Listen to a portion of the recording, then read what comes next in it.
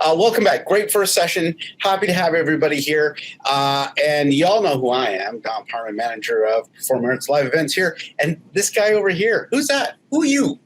Me, I'm Will Heller. Thanks for the intro, Don. I've been working with him. I'm the other half of the dynamic duo. Some would say I'm the better half of the two. Not very many, let's be fair. I just wanted to take a quick moment to recognize the sponsors for our session today. The Show Must Not Go On is the name of the session, so hopefully you're in the right spots. Our two sponsors are AESC International and also the Associated Designers of Canada. I know the AESC International, AESC.net if you're interested in checking it out. And there's lots of Canadian content. It's one place to check out. So go and support our sponsors, please.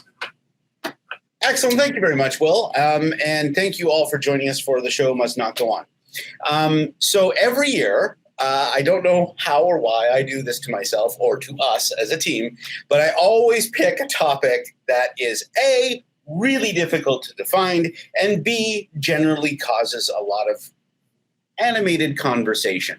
So today we're going to talk about The Show Must Not Go On. And I want to give you a little bit of context as to why we're here. There are two primary reasons that Will and I have been battling this around for, since the last conference, really. We've been talking about this. Number one, we are about to, as we emerge from the pandemic, and during the pandemic, we identified very clearly that there's going to be a labor shortage. And one of the things that we also could have touched on in Eric's session is, as we reopen, there's going to be resources that we may not have enough of in order to put a show on. We're going to get into that in a second. The other reason that we're here is Eric mentioned an event where stopping the show could have saved a whole bunch of grief and maybe even lives. So we wanted to also make sure we had some conversation around how, when, and who should be able to stop a show in order to, for various reasons. We can even talk about the very long list of reasons you may have to stop a show. But we've kept the slide deck really simple so we can get through some really big points that we wanted to share with you from our perspective and from the health and safety perspective. And then we're going to open up the conversation to take in some of your questions, talk about some of the scenarios, because one of the things that's really hard, even from the crowd management perspective, but also from safety in general, is our industry is so hard to nail down. You may be going from a talking head on a stage at a convention center with one microphone, one monitor, two lights, super simple. The next day, or even 4 hours later, you're doing an event where you have circus performers rigged from the ceiling over an audience with special effects. And all of these things change how we deal with the fact we need to stop or cancel a show. So this is why we're here today. And Will's going to jump in, and he's going to stop me when there's questions, and we will watch the chat. So as usual, feel free to drop your questions into either Q&A, or you can drop them right into the chat, and we will we'll motor on trying to stay on top of that as we go. All right. So I do have a slide deck. We're going to go through a few pieces. The things we're going to talk about today, should the show happen at all, is the first thing I want to talk about. Then we're going to talk about who can cancel or stop a show or event. And we're going to touch briefly on the ultimate power when it comes to events. And this is something that any of you who've taken our training, we have to talk about that, because there are organizations outside of us that have control over whether or not certain things happen, whether we like it or not. All right.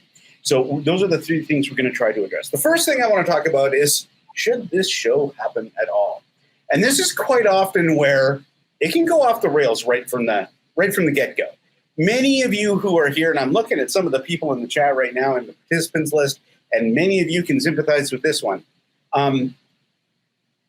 You've agreed to take in a show that you can't do, or you can't do safely, or you can't do in an appropriate amount of time, for various and sundry reasons. There's also a few of them I've listed here. Do you have enough crew and staff to accommodate the show? These are things you should be asking before you even let them in the building, before you sign a contract, right? So when they ask to rent the space, or they go into a co-pro with you, or you're thinking about bringing an act into your festival, you should be asking these questions. Do you have enough crew or staff to accommodate the show?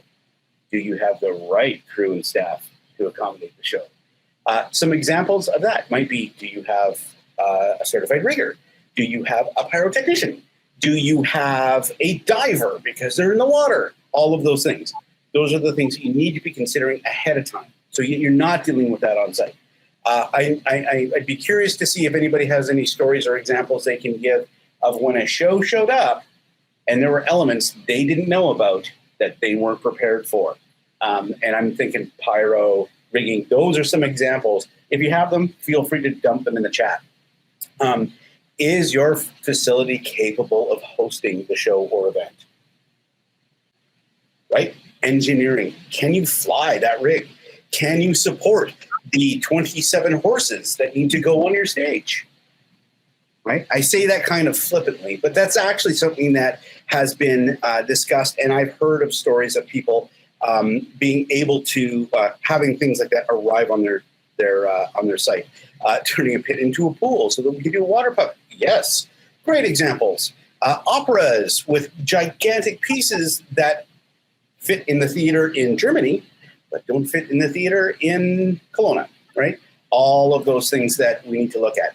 Are there components to the show that are too risky for your crew or staff? Again, back to that expertise piece. If you don't have indie circus surprise flying people, that happens more often than you think. Will? Yeah, I was just going to comment on Annalina's comment as well. And yeah, one of the things that came to me early on was a dance producer was talking to me about how to determine whether the equipment to put the dancers in the air was suitable for that purpose or not. And so there are a lot of questions about surprise circus flying people around. So that's definitely a question mark for a lot of people. Yeah, and it happens more often than you think. I think of going back to doing conferences, right? We would set up these conferences, and all of a sudden you've got unbeknownst to me as, say, the video operator or the camera operator, there's all of a sudden somebody doing a flame act 5 feet from me. Wait, what? These things happen. The reason we want to talk about this is both as workers and supervisors, as you see this stuff happening, you need to be able to ask those questions of the group, of the producing body. We're going to get into a little bit about who is actually responsible for that as we move along. Surprise candles. Yeah, that's another big one. A good example of a small thing that can crop up in the middle of a show. We had a festival that had a small religious ceremony in it, and we didn't know that. We said okay to a candle. We didn't realize it was a floating oil candle, which candle I was okay with because it was far enough away from everything. A floating oil candle, if it tips over, it's now lighting up my entire stage. So those are things you need to be able to take a look at. Surprise confetti cannons. Oh, don't even get me started on those. That's another thing altogether. So those are a few really good examples of the things we need to be asking about, that if at all possible, we can get that dealt with before they're ever even in the building, right? I do want to point out that some of that comes down to experience. So if you're a new venue operator, or if you are new to technical direction, venue management, or producing a show, you may not know those levels of risk, which I'm happy to say during COVID, for us, we used our group. So the industry in general was really good about sharing ideas and thoughts about that. So don't be afraid to go to your friends and your colleagues to get some of that advice. So these are things we should be asking long before they roll in the back door of the theater or show up on your festival site. So definitely have to keep those things in mind. So now that we know that are things we should be looking for, what do we do if or when those things actually show up on our festival site, at our event, or in our theater? So what I want you to do here is throw into the chat, who do you think should be able to stop or cancel the show? I'm just going to kind of watch for a minute here and see what kind of bubbles. I wanted to do poll EV, but I just thought with my technical aura. TD for the night, venue TD, sure. Stage manager.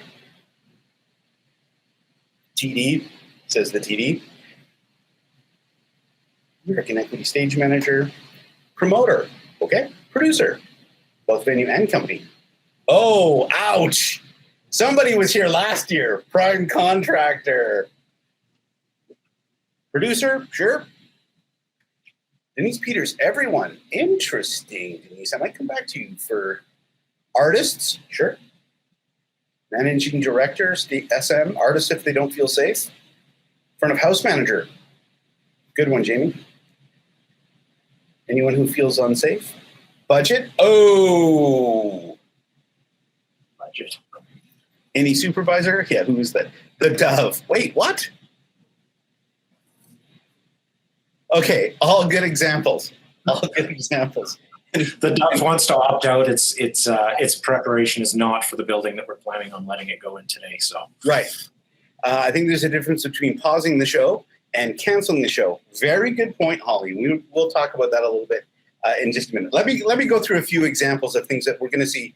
And I've kept this to a fairly generic list of ones we'll generally see in our Axl Rose. Yes, an artist throwing a hissy fit and not showing up to the show, that can dictate whether or not it's going to run. Different context of stuff. All right. So held at the border. Right. What was the one that I was doing? It was Flava Flav didn't make it. He got stopped at the Peace Arch. That was a good one. So they went on without him, which was super fun. So all great questions. So here are a few examples of people that we know have the ability to stop or cancel the show. And you are correct. There is a difference between stopping a show and canceling the show. Sometimes one will precede the other. Sometimes you'll cancel the show before it even starts, right? So then you've got a whole different set of circumstances. Right now, what I kind of want to dig into is the ability to stop the show if there's an emergency, okay? I'm not going to dig into fire, flood, or natural disaster. I don't want to deal with that at the moment because those should already be baked into our emergency procedures, right? Everybody's right. You're all nodding, right? I can't see y'all, but I know you're all nodding. You've already got that built into your emergency procedures. So outside of that, what are the other things that are going to trigger us to stop a show? So we can use the examples of the thing that happened in the United States that people lost their lives, but there are other things that are similar to that that can dictate that. If you have any examples, please feel free to drop them in the chat and we can talk a little bit about that. Now, the people I've put in this list are also a little bit, bonfire in the crowd, excellent, are a little bit of a wish list as well. Kind of how I would like to see it run, although I would probably switch stage manager and put production manager under the technical director, simply because of the people who will be directly on site dealing with the things on stage in real time. Extreme bad weather. Exactly, Jen. That's awesome. But all of this is kind of moot if those people are not trained, have not been able to run any sort of drills, and don't have the backing of the employer to make those calls, right? So these are just a few examples. Are there any other people you would throw on this list? Oh, wait, we already did that. We already talked about that. This I put out there just so that you have a reference, and these are people that you can look at right now in your organizations and figure out which one of them has different responsibilities. Paul just put in there security director. Right. So one of the things I see quite commonly in safety plans is that the people who have the ability to stop the show, and I'm referring to stop the show, not cancel, because that would happen later after you stop it. Actsafe. Oh, Michael, no, we don't get to do that. All we get to do is talk to you about who should be able to give you some advice. So Paul said security director. Yeah, a lot of the plans that I have seen since I've been here the last 5 years, is it'll say the executive director, executive producer, production manager are the only ones that can stop the show. That, from our point of view, from the safety perspective, is very short-sighted, partially because they are not necessarily the ones that are actively in that position.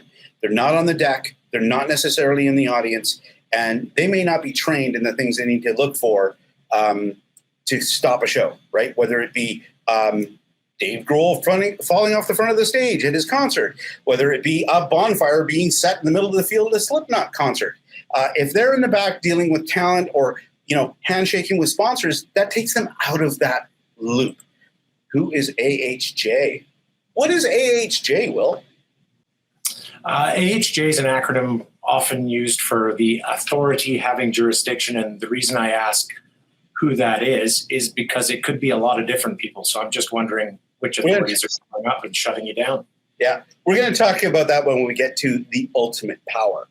So when we talk about all of these bits and pieces, I always say that whoever is in the position to implement the safest procedures are the ones that should be able to stop the show. So things like your stage manager, they're going to be in contact with the artists. They're generally going to be in a position to see what's going on the stage most of the time, although sometimes that's not the case.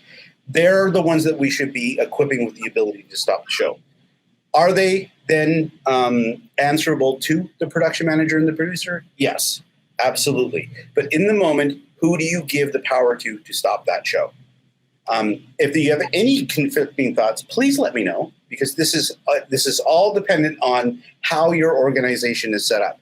Few other examples. You may have a headliner at a festival which is all operated by volunteers. Does that change how that chain of command works? The short answer is no. You still need somebody who has the authority to the show. Should it still be somebody that is relevant, like on deck? Yes, same things should apply. And in general, at most of our events, we're still going to have people in relatively the same hierarchy that we could put in place, that we may call them slightly different names. There's a few other names, like there's deck coordinator is one that we use at festivals. Sometimes there's some different terms used in media events, which may not be be directly reflected in this list. But you need to look at that hierarchy for the organization and figure out who are the best people to do that work for you. Who one gives the power to versus who can stop even temporarily the show. It's a big distinction, I would think. Yeah, that's fair. Yeah. Part of the problem that we run into is whether or not the person is always in touch or in the loop when an event is happening. The other is, what is their priority for stopping or starting an event, right?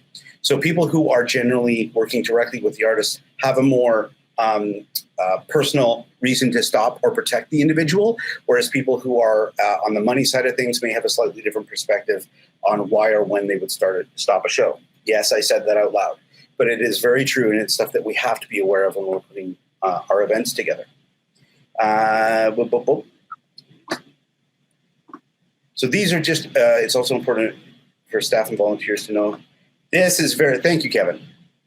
So I'll get to that in my last slide. We'll go through a few of those things, and that's where I really want to open the discussion so we can start nailing down exactly where we want to look for those things and how we get that information out there, which is super huge. I'm going to talk a little bit about a project Will and I are about to take on, which has been simmering since Will started here, I think. We talked about it just after you started here the first time. When you first started here, this came up. Of course, COVID has put some of these plans on the back burner. I'm also really building owner. Yes. Well, then we get back to the prime contractor question. See that evolving circle, everybody? Prime contractor versus.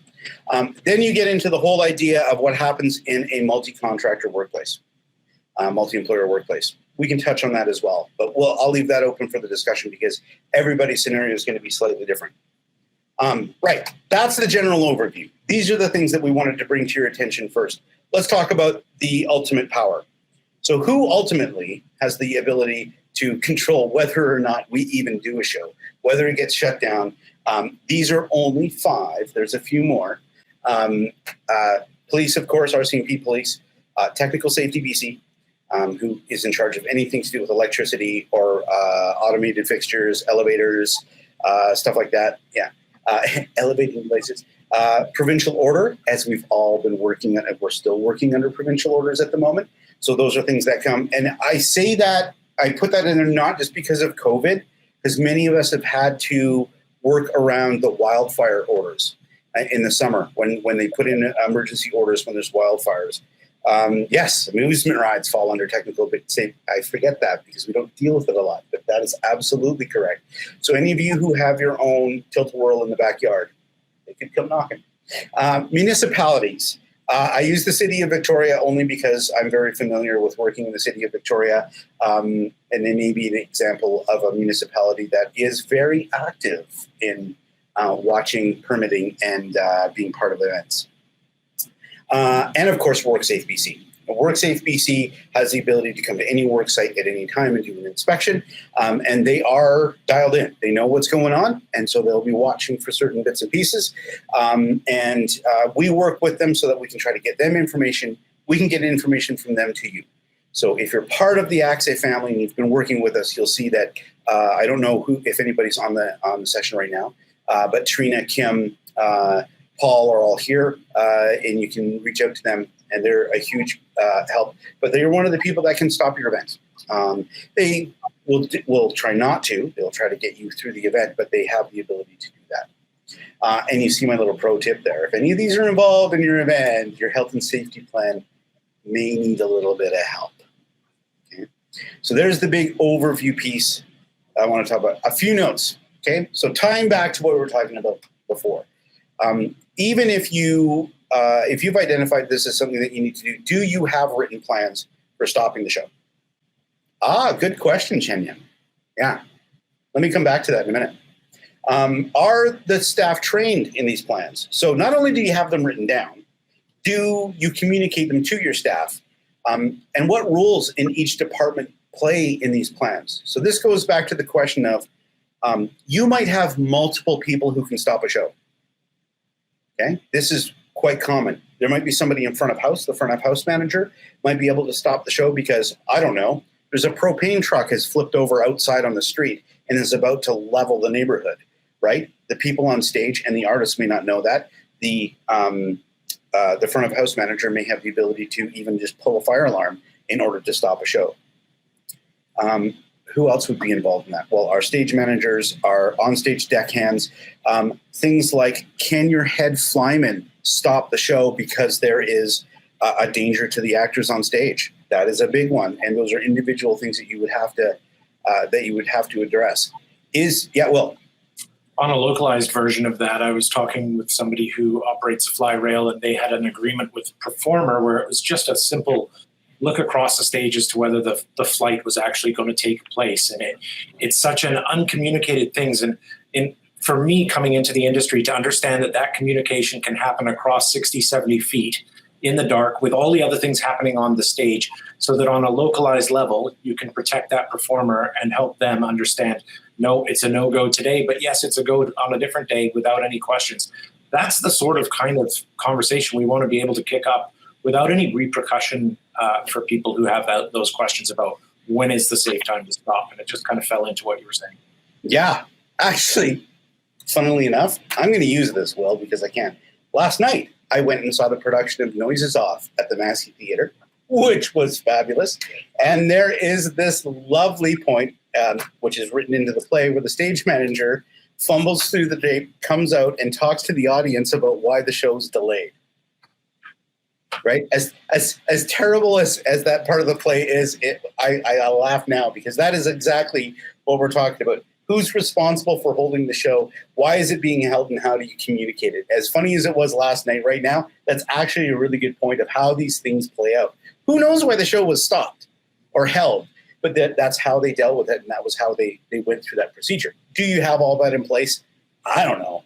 But those are questions that you can come to us at Actsafe with, and we can help you kind of develop that and move it forward.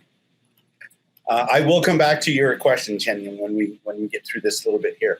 And the other thing is, I mentioned in here a decision matrix or flow chart, which we don't actually have an example of, but there are good ways for you to let everybody in the organization know what that chain of command is. And the other thing to consider in all this is it's not necessarily going to be one person's decision, depending on the severity of the incident. There's certain things, again, like fire, flood, that there's no debate. It's stopping. But there's things like levels of somebody sprains their ankle versus breaking their leg. What does that do to stopping a show, canceling a show, moving that forward? All of those need to be considered in this conversation as you move forward. All right. The other one is, so back to the training piece and the matrix is it part of your orientation and training for everybody coming into your event? Okay. Really big piece to the conversation, which we talk about in Act 1. We can revisit as the questions come up in the chat. And last, certainly not least, in the end, it's the employer's responsibility to ensure all these things happen, right? Which, go ahead, somebody fire it in the chat. Who's the prime contractor? Who's the employer? Sure, we can dig into that as well. The bottom line is somebody needs to take responsibility, and it needs to be in place to protect the workers. So these are all the things that have been keeping Will and I up at night, talking about the ability to stop a show or cancel.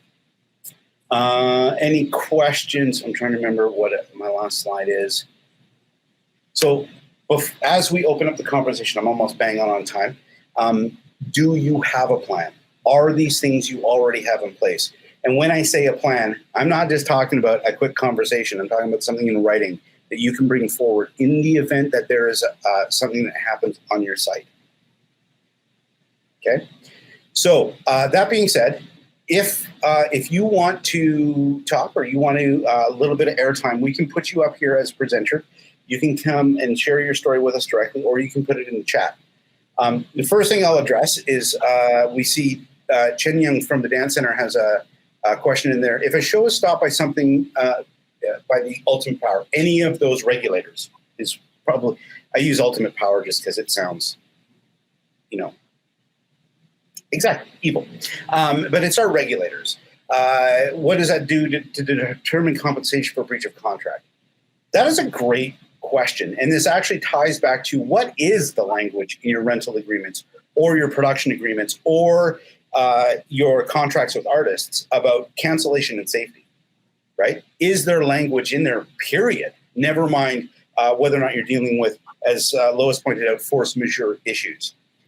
There is online, you can see the session from last year where Steve Edelman talked specifically about force majeure, and often it's mistaken use as a term, but the things you put in your contract are very important. A couple of really good examples. I know lots of people have in their contracts that in a rental contract, if you're coming in to use a Roadhouse Theater, for example, you'll quite often see the line like scenery and props will be allowed to be used at the discretion of the technical director or crew chief. That is one of those clauses you can put in there to say, no, you can't bring in 48 bales of hay into my theater that are a massive flammable risk, right? Those are the things that you can put in. You should have language in there about what that looks like. A couple of the other things that you want to make sure that you're not doing and are kind of non-starters are things like anything illegal, right? So you want to make sure none of that's happened in your space. Not that that's happened multiple times in a year for anybody. Things that might cause a huge issue. So back to the things that you talk about not doing when you're planning a show. Is it going to be at high risk to have violent behavior? Is it going to bring 5,000 protesters to your front door? Those might be things that put your workers at risk or your staff at risk. So you need to consider those as well when you're putting your events together. Will, did I miss a piece in the chat? No, I'm just catching up on other things that are coming. Sorry, can you hear me typing? I'll stop typing and do it afterwards. No, I missed a few things in that. Dealings are very important. Yeah, we were just actually, there was a bit of a chat about listening and understanding and kind of, in a safety language, I would call it investigating what you're hearing. So the message was that Lois actually received a message about somebody not feeling well. And through investigating that, she found out that, or active listening, she found out that it was somebody in the audience and there was a significant enough reason to stop the show or pause the show for the time being. But without following up with what that report was, you would never really understand what the situation is and what other people in your audience or your stage are seeing. So I thought that was a really good example that was brought up, and it just generated a bit of that. Yeah, and stopping a show, the example of allowing ambulance or first aid attendants to deal with something, absolutely. There are also cases that I've had where stopping the show actually probably would have made it worse because then everybody hits the aisles and they can't move people out. So you have to make those decisions kind of in the field, but the training for all of that is super important. Great example. Details are important. But Don, it's Stampede, and we need, yes, you do. What about the artists who don't show up and the techs have to lock themselves in the booth when wait, that's Jay. Yeah, that's, these things happen. Funny story, Jay, Swing, I was going to mention.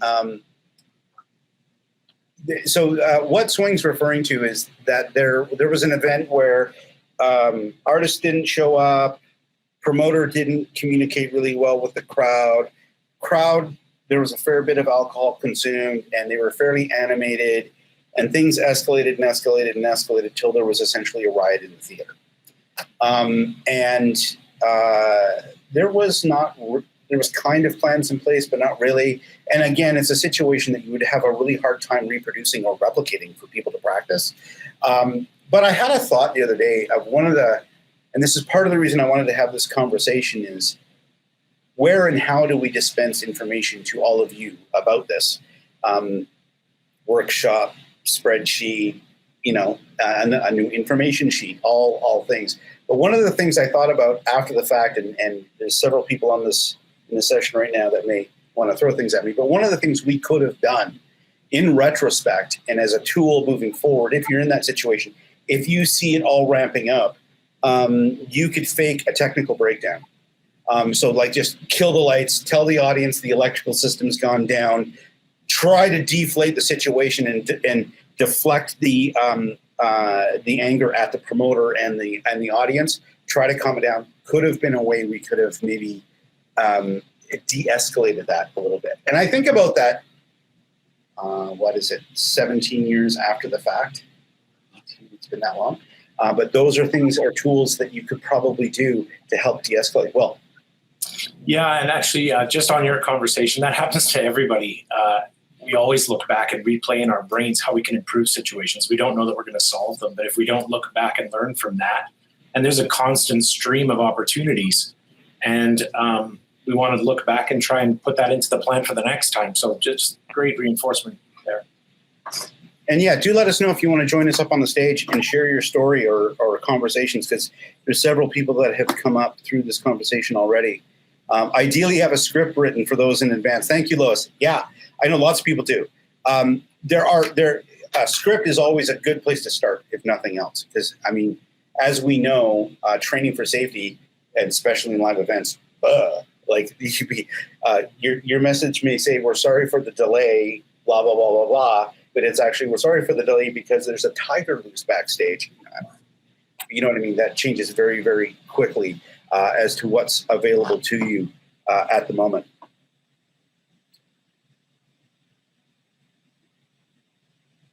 Just looking at some of the comments here. Denise Peters, these risks events provided really take it to another level when attempting to include a mitigation plan. Yeah. We haven't even got into the whole idea of risk assessment versus plan, which is something Will and I are constantly wrestling with because it's kind of a chicken and egg scenario. I'll go back to early on when I asked who should be in that list of people who have the ability to stop or cancel the show. That you might say technical director. Great, we're saying technical director. Technical directors have a wide range of experience, right? You may have a technical director that is very experienced in doing corporate events, right? And has joined a Roadhouse theater, but doesn't have much experience in fly systems or flying humans or any of that stuff. So those are all things that you have to take into consideration when you're looking at it. My experience in theater and live events going out to assess the situation is going to be very different than somebody new to the industry, right? All of those things need to be taken into consideration when you do your planning. And when you look at who you're going to give the authority to make these things happen. What happens when the people who can stop a show disagree? Interesting question. So there's various levels to this too. There is, if it's urgent enough and it has to stop, right?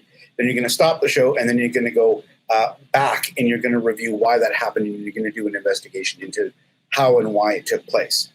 There's different levels of risk as well to stopping a show. Does it mean the show doesn't happen? Or does it mean it's paused and restarts? Well, Annalena actually just put up a great question there that said, what happens if two people who have the authority to stop a show disagree? And again, having that answer in your plan would be pretty good. Yep. And Will, what would you suggest in that case? I think it's going to be interesting based on the dynamic of the people involved. And I would defer personally, if I was in that conversation, I would defer to the person with the most experience and the most skin in the game. Because whoever's got the most to lose is going to be protective. So I'm not sure entirely. There's just, said off the top, there's so much variety in the activities we do.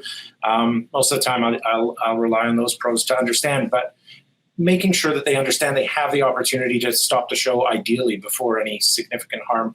And that could include just property damage as opposed to just people damage. We look at people damage. That makes the news very quickly, people damage. What we don't see is the property damage, which still costs. It still costs. So, yeah. I was actually just looking at Christy Ross Clausen's comment about communicating with hard of hearing, visually impaired non. Yeah, that is a really good point, and that's actually something that we're still not doing all that well. Of course, accessibility is one of our core values here, and we're doing a bunch of work around that as well, trying to up our game. But in venues, it's very tricky, right?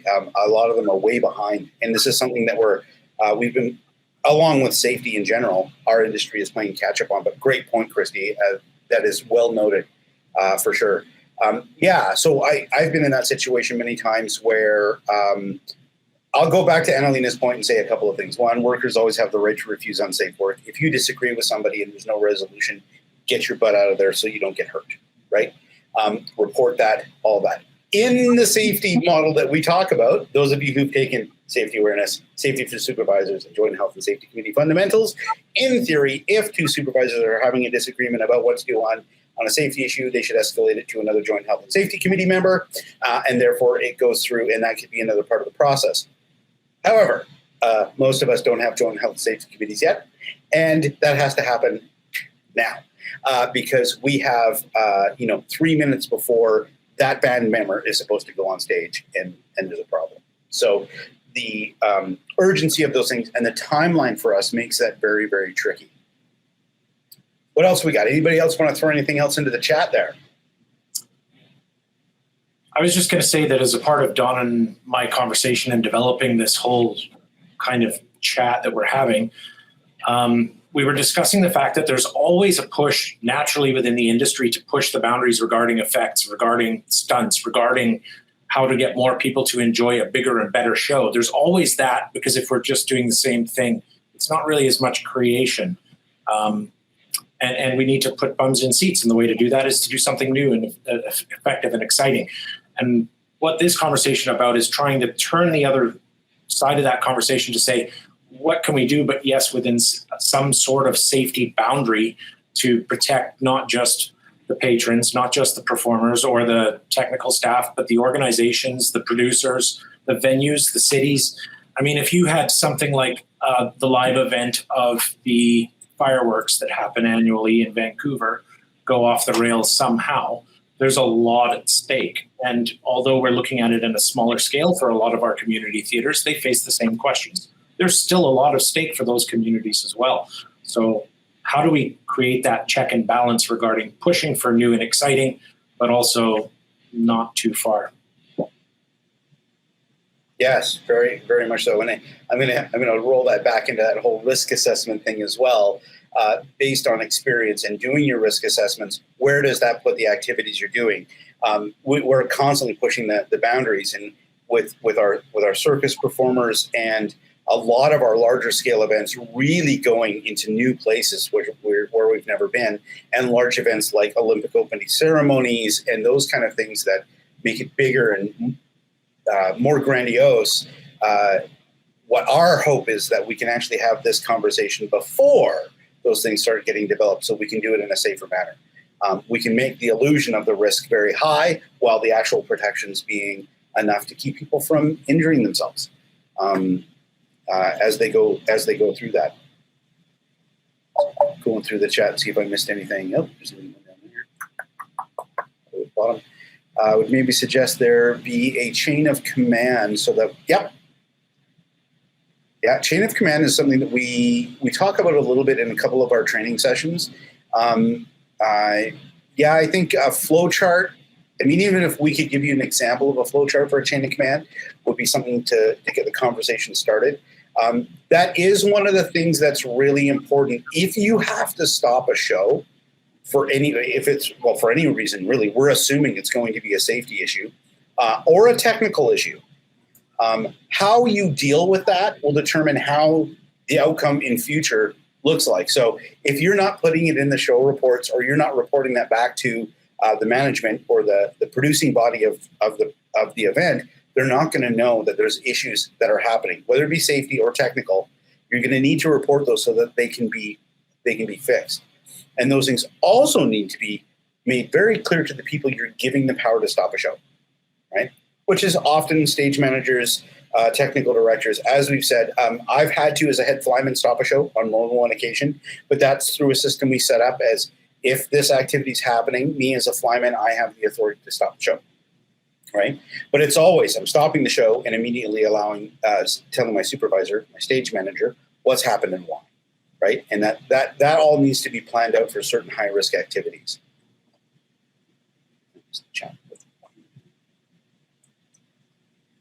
Yeah, actually, it was just a question about one of our groups about how a joint occupational health and safety committee member. That's what JHSC. Sometimes they're called Josh. There's a bunch of different. I put in JHSC. There's lots of different. There's lots of different kind of ways to refer to the people who represent health and safety for both employer and worker side. And then that way, I think that the point was we were trying to make, and I think it's been beaten by a dead horse if you've read it in the chat, but I'll just reiterate. We want to create conversations that occur between employers and workers about how to keep the show going on in the safest manner for everybody possible. And I'm not sure how many employers we have in the room at the moment. But the other big piece to this is supporting your crew and all of your workers. If you're giving them the authority to do this, back them up.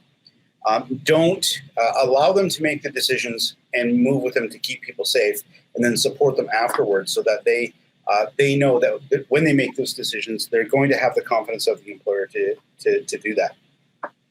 Is that something that you read in the QA? I just read a couple of notes in the QA, Donna. I'm just looking at that now. Yeah. Okay. So, yeah, that's it. And the thing is, actually, it's interesting because we're talking about the confidence to make the decision, really. Yeah. And that's something that came up in our. We interact with the industry on the Performing Arts Standing Committee in other ways. And one of the things that came up was, how do we give techs or how do we give people the confidence to speak up about something they're concerned about? Maybe just bringing something forward and not having a solution. We're ingrained when we're growing. Don't just bring me problems. Don't just bring me problems, because in work, that's what people want. They want problems, but they also want a couple of solutions available to them. But sometimes in safety, you only have the question, and the solution might come from some other department or some other level. But making sure we're asking those questions is really what I would like to promote to everybody. Don, did you have other thoughts? I always have thoughts. Just going to note there's another question in the chat. Whoop. Yeah, cancel. Yeah, so the whole liability side of cancel. I've had to cancel many shows in my day. Stop and then cancel for various and sundry reasons. The lawyers in the end, or the board of directors, winds up sort of untangling it all after the fact. I can say that all 5 or 6 times I've had to stop a show, I've been supported by my team, my management, and my supervisors, and which gave me the confidence to do it. Thank goodness I did in at least 3 of the cases, because it could have been really, really bad. And that's really where I want this conversation to kind of sit with everybody is I want you to have those conversations with your teams. Anybody who's about, because the other reason that it's timely is, given what happened at Astroworld, we want to make sure that these questions are being asked going into festival season. And Astroworld is the nightmare example. That is the worst case scenario that we're going to run up against. But there's all sorts of variations inside that, right? There's the things where, I've heard of incidents where mothers with strollers are getting caught at gates simply because there isn't a lot of crowd management as to how the flow of people is working. All of those things need to be considered. The ability to stop a show it's a tough one. It's always a hard conversation to have. And though we don't really have the solutions here, I wanted to open the conversation. And if there's anybody else who still wants to add to it, please keep it coming in the chat. We're happy to welcome you to the table, to the stage if you weather issues. Yeah. And I think somebody also posted severe weather. Which is, and those of you who are interested in that, Dr. Kevin Clazel will be doing a session tomorrow, which I highly recommend you come and see. Severe weather is a tricky one. That one is, I've set up a few plans for a few festivals in the province, and that is always going to be, you may have one person who will actually pull the plug or put the plan into place, but it's usually a group of people that are part of that decision-making process, because you usually have somebody who's watching the crowd, somebody who's watching the weather physically on site, somebody who's watching the weather on an app or on or watching the updates coming from their weather provider. So those three people are working in concert all the time to, like, you might be able to see a lightning storm off in the distance, but it's so far off that it's actually not immediately going to impact your site, but you have to watch it. So one of those three people may be like, yeah, this is getting too close now. We have to have the conversation. We're going to shut the site down. But all of those things, but that's going back to the plan. Do you have your severe weather plan? I actually have a question, and it's a little bit of a different tack, but in the last 2 years, a lot of people who are patrons for events have gone through postponements, cancellations, and things like that because of the environment that we're in the last 2 years. Now everybody's kind of like, yeah, let's get out and start seeing some live shows. We've opened up restrictions here in BC, and there's kind of mixed reviews about how audiences feel from what I'm hearing. I'm just curious as to whether conversations about postponing or canceling shows might be different in the audience eyes now, having experienced that in a lot of cases recently anyway. Is it going to be something that people are like, this is the first show I'm going to in 2 years, it sure as hell better go off without a hitch, and it has to be perfect, and I want to rah, rah, rah, I'm going to get more mad if you're going to stop it because you're not going to shoot me out of a cannon toward the back of the crowd? Or am I going to say, okay, you know what? I've seen a couple other postponements. I know that XYZ is coming back to town in a couple of more weeks or whatever. I can find another show and just say, you know what? We gave it a try. What do you think? I've been on both sides. I've had a show. I've been on both sides. I had a show I booked in New Westminster, and I knew it was a risk when I booked it, right? If people are prepared when they're booking shows right now that it's a bit of a risk. Does it go off or does it not go off? You know, so maybe I'm a little bit, maybe I think it's been put there, tempered expectations, right? What are expectations? So a couple of things came up. Renata, great point about assembling a group with RCMP and City, and larger outdoor events especially you're going to have to partner with them, or you're going to have those discussions with them. Still leaves it kind of up to the producer or the event producer as to who's going to make the call, like on stage or in the moment. But you're absolutely going to wrap them into those plans. That goes much further into the conversations that Eric will have at his course and give you some more resources. Are there templates for severe weather safety plans available publicly? Yes, there are. If you go to the Event Safety Alliance and grab their guideline, there's actually a severe weather section in there that has several charts and tables. And there's a severe weather matrix that will give you kind of some guidance on, wind speed versus rain versus all these things. And then there's subsections for tornadoes because, of course, we have all sorts of different weather all across North America. But yes, there are a few things out there that you can find. Unfortunately, I don't have the link handy, but I would throw that in there if I could. I think it's $35 or $40 for the book. But it is a valuable piece. And you can also get some of those resources free through CITT. If any of you are members of CITT, they also have some of those documents for free on their website. So you can grab them there as well. So great question, though. And that kind of leads me to where I want to go with this. I just wanted to touch on Heather Turnbull's point here. I have like a basket full of tips on how to stop a show, procedures you can put in place. One of the ones we were discussing, I think at What Would Dawn Do on Wednesday, was the idea for years, and I don't know if anybody's ever written it down, but one of the things we used to use with talent on stage, bands essentially, was one of the things we would do is we would mute their monitors. And if the monitors got muted, two things would happen. One, it immediately looked at the monitor tech to see what was going on, and we could have the stage manager giving them hand signals or telling them to stop the show. In ears, you could put a message directly to the talent on stage. There are all sorts of little tips and tricks. Heather posted there things like bringing the lights up on the house. That's a dead giveaway. Something's going on, right? Like if you're going to stop the show, then immediately go into your procedure for a intermission. Right? Even an outdoor show, you can do that. Oh, ladies and gentlemen, we've had a technical difficulty. We're going to give you 15 minutes to go refresh your drinks, grab something from the concession, and come on back. In the meantime, you were removing Dave Grohl from the pit when he fell and broke his leg. Right? Those are all great tips and tricks. So those are all pieces we can put in place.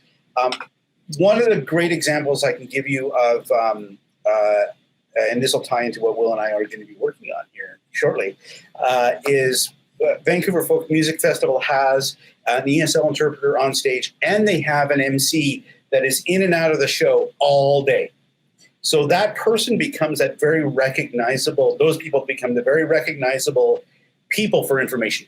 So you can use those people as the tool to, as soon as there's an emergency or you have to shut down, you can send that MC out with whatever information you have to direct the audience, as well as putting stuff up on video screens. Those are really good tips for connecting with your audience very, very quickly and getting that information out right away. So those are also tied to the conversation of, do you stop or cancel a show? We don't ever want to do those things, but we have to in some instances. I'd love to have a workshop together. And that brings me to the thing I wanted to tell you about. Will and I have been talking about this for a while. Actually involving the talent in emergency planning and crowd management. There's lots of good examples. Eric uses a few in his course. There's a couple others that we've talked about with members from IATSE across North America when I've been to some of the conferences and met with some of them, of examples of actually having the talent go out, because they're going to be the most recognizable person to that audience. Whether it be Colleen Winton on stage at Noises Off, walking out and go, ladies and gentlemen, I'm really sorry we have to do this. They're going to understand that way quicker than a strange person coming off on stage with a headset on that you don't know. All good things. Will and I are going to start working on a workshop that we're going to start holding out where we're hoping to get to talent or work with artist management groups to start getting them tied into it. And maybe we'll even have artists that will come to a festival or to your theater and go, hey, how can I help with safety issues? If something goes sideways, what do you want us to do? And help bring them into that fold. They're also a great source of information because they can read an audience probably better than we can. Although some of us have been doing this a long time, we can tell when an audience is getting good and wound up. But those are all things that we can put in place. I'm really excited to get that started and see where it goes. So if any of you are interested in that, please let us know. Drop us a line, because we'd love to figure out where we're going to do that. So the other piece to all this is, how do we get this information to you? Thoughts. We always struggle with how we got information. How would you like us to deliver this information to you, the people who are here taking in our content at the... Oh, Deb put a link in. Which one did you share?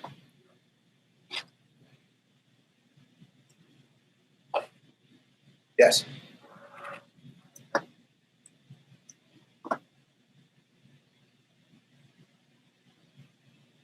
So they're just catching up with the chat.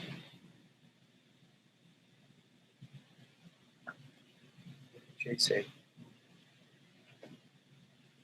Yeah, and that's a good point, Jillian. I'm just reading your point about people being accepting of shows being canceled. Audiences will forgive you. Audiences get that. We've seen a few examples. I think it was Pink stopping her show when they had a malfunction with her flying rig, and she just said, "Hey, everybody, sorry, we've had a little bit of a thing here. Give me a minute. We'll join up." Made a quick change, and on they went. I don't think there was a bad comment made around that whole thing. Just be honest with your audience. Let them know what's going on and pick it back up where you can. That's an interesting point Lois just dropped in there about audiences love talking about the challenges they face to catch their favorite band. And I can think of a few stories in my own head that I'm not going to share, but it is those things that stand out in your mind. Oh, we were delayed for 25 minutes, except for if you're waiting at BC Place for U2 screening. I don't know what that was all about. A couple of years ago. Oh, here they come. Yeah. So, and us as event producers, we've got all of our stories as well, right? I mean, we were telling them last night when a bunch of us went to Noises Off. So we also need to be able to learn from those experiences. So sharing them is good, because then we can talk to each other about how we've dealt with certain things. Over my years doing multiple festivals around the province, yeah, lots of interesting stories. And learning from those, like I mentioned, the event that happened turned into basically a riot. looking back on it now, there was a bunch of things we probably could have done differently. And to be able to kind of collate those into some ideas and some tips for people would be really good. And of course, Eric and the group at Global Crowd Management are also people that we'll be talking to. I love telling stories about anything unusual that happened. Yeah. It's also a bit of a curse too, because of social media and the availability of media devices. It's also quite likely it could be recorded. Yeah, we can take a little rain. Sure. And fair enough, but it's not the rain I'm worried about. It's the lightning. Oh, and by the way, if you get rain on you, you're then far more conductive. But we won't go into a science lesson in the middle of the show. Terror attacks. Yeah. That's definitely in the list of things that we need to deal with. Yeah. The best laid plans can go awry really fast. How much time do we have left? We have 4 minutes left. And Will, I will get you to remind us who our sponsors were today too, before we finish up. Hopefully you're working with your RSU. Right. That is a different that's actually a conversation that we should have at a different level and a slightly different format, I think. But yes.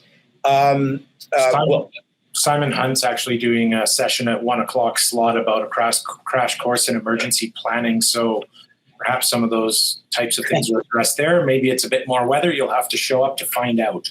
But I just thought, as we're talking about disaster type situations, that's a good way to point out.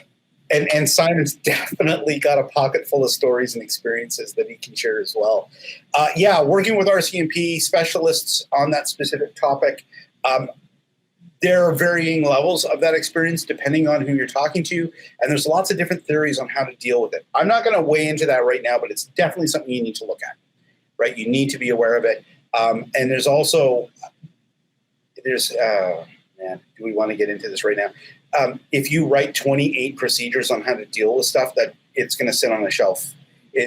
I'm of the philosophy of it's better to train people on how to react, give them tools to react appropriately. Following a plan is a bit of a misnomer. Yeah, and I would say if I had one thing to say about this plan is try and involve as many different groups of people as possible, because your perspective, if I'm a volunteer working in an usher perspective, I'm not going to have any idea what kind of risks the artist is facing.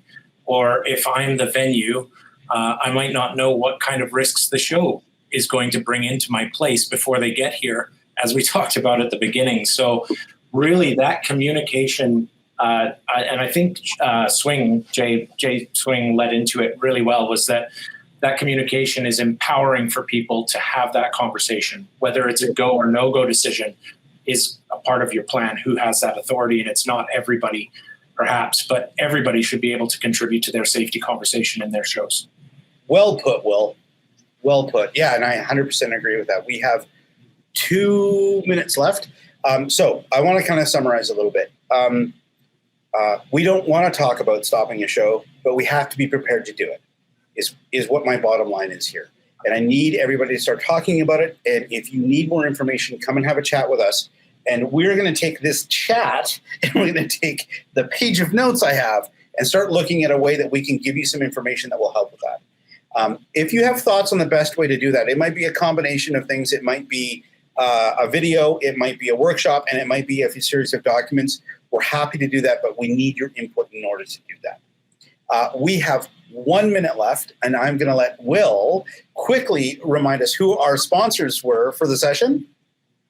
I know that it was IATSE International, and I think it's ADC is the last. ADC. I was just looking for that acronym. It's always acronyms that get me mixed up. But the Associated Designers of Canada. Yeah, so definitely a big thanks and word up to the fine folks at IATSE who helped make it possible. So thank you all for your conversations. We will see you at the next section. And our stretch partner today is StageFab. So thank you, Jen and the team. We will see you all at the next sessions. Thank you for being here. Thanks, Will.